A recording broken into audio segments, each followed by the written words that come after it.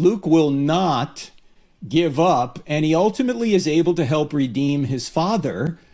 And we have a question in the book Hollywood Heroes: can bad people go to heaven? Somebody like Darth Vader. And of course, in the Star Wars series, there is an afterlife.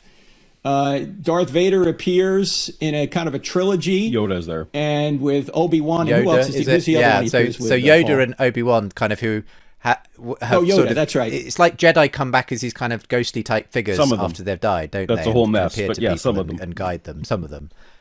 Oh, okay.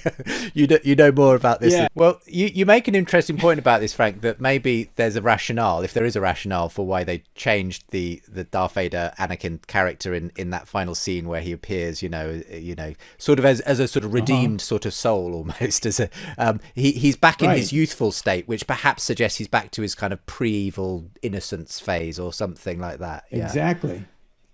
Well, he's redeemed, and this reminds me anyway of the Transfiguration. So there's an afterlife, and it eerily looks like that, the Transfiguration.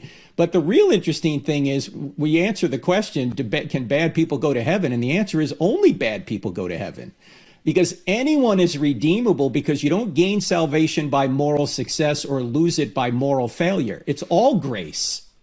And so once Darth Vader decided that he had had enough of the Emperor and he was going to side with Luke, he was redeemed.